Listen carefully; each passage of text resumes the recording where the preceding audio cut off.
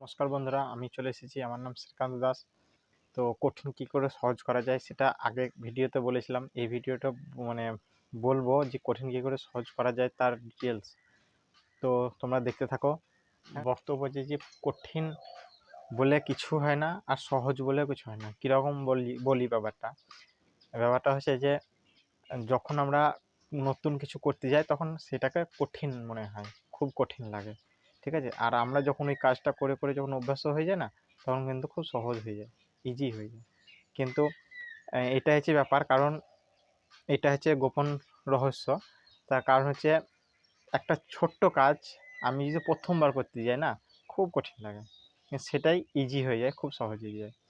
তো এমন মেন ব্যাপার হচ্ছে যে অভ্যাসটা যদি আমরা ভালো অভ্যাসের দিকে যদি একটু একটু একটু করে সেই মানে কঠিন মানে কাজটা যদি নতুন করে শুরু করি না, প্রথম অভ্যাসে মানে একটু কষ্ট হবে অভ্যাস করতে।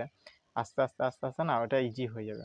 তো আমাদের এমনিতে যেটা ভুলভাল মানে অভ্যাস আমাদের, সেটা মানে আমাদের সমাজের বা পরিবেশের কারণে এটা অটোমেটিক আমাদের কিন্তু এটা অভ্যাসে পরিণত হয়ে গেছে। যেমন সকালবেলাতে ঘুম থেকে উঠা, ঠিক আছে। অনেকে বেলা পর্যন্ত ঘুমায়। তো ঘুম থেকে ভোরবেলায় ওঠা খুব কঠিন কাজ, কিন্তু যখন উঠতে শুরু করবে না, তখন খুব সহজ বা ইজি হয়ে যাবে, খুব ভালো লাগবে।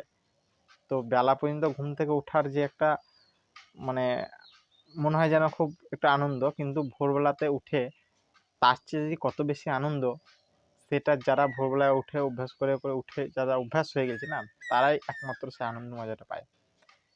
তো খুব গুরুত্বপূর্ণ ভোরবেলাতে ওঠা। তো এটা একটা যেমন খুব কষ্টদায়ক, যারা প্রথমে বেলা পর্যন্ত ঘুম থেকে ওঠে যারা, তাদের খুব ভোরবেলায় ওঠা খুব কষ্টদায়ক, কঠিন, খুব কঠিন। কিন্তু সেটা সহজ কী করে হবে, কারণ আমরা অভ্যাসের মাধ্যমে। তো অভ্যাসটা কী করে করতে হবে, তো সেটাই বলছি। চলে এসছি আবার। তো সকালবেলাতে ঘুম থেকে ওঠার কারণ মানে ভোরবেলায় ওঠা যে মেন উদ্দেশ্য আমাদের, সেটা আমাদের শরীরটাকে ভালো রাখার জন্য। ফার্স্ট আমরা ভালো শুধু মানে রাখার জন্যে তো বটেই, কিন্তু আমরা যতদিন বাঁচবো ততদিন ভালো থাকবো, কারণ আমাদের স্বাস্থ্যই সম্পদ। শরীরটা যদি ঠিকঠাক রাখতে পারি না, তাহলে শরীরটা যতদিন বাঁচবে ততদিন খুব মানে ভালো অবস্থাতে আমরা কিন্তু বাঁচবো। আনন্দে, সুখ শান্তি আনন্দ সব কিছু কিন্তু আমাদের মধ্যে আছে, সেটাকে আমরা অর্জন করতে হবে। তো ভোরবেলা যে ঘুম থেকে ওঠার মানে যে রহস্য, সেটা আমি বলি। কারণ আমরা রাত্রেবেলায় খুব বেশি পর্যন্ত মোবাইল খোঁচাই। মোবাইলে অনেক রকম মানে রাত্রের কাজ কিন্তু আমাদের কিন্তু অনেকটাই থাকে। তো আমি বলবো যে রাত্রের কাজটা আমার মনে হয় একটু সকালের দিকে বা ভোরের দিকে করাই বেটার। কারণ রাত্রে যদি আমরা সকাল ঘুমাই, তাহলে কিন্তু আমাদের ভোরবেলাতে অটোমেটিক ইজি উঠা যায়। তো ভোরবেলাতে আমরা রাত্রেবেলাতে মোটামুটি 10টার সময় হয়তো কি 10:30টার সময় হয়তো ঘুমিয়ে পড়লাম। খুব বেশি রাত হলে আরও সকালেও ঘুমানো উচিত। কিন্তু আমি বলছি মিনিমাম আপনারা যে সমস্যার মধ্যে আছেন বা যে জটিলতার মধ্যে আছেন, সেই জটিলতা বা সমস্যা আমাকে একটু শেয়ার করতে পারেন, তাহলে আমি একটু হেল্প করতে পারি। তো ফোন নম্বরে ডেসক্রিপশন নম্বরে ফোন নম্বর দেওয়া আছে, এই নম্বরে ফোন করলে কিন্তু আমাকে পাবে। ক্লিয়ার করার চেষ্টা করব। কেন আমরা ভোরবেলা উঠতে পারি না?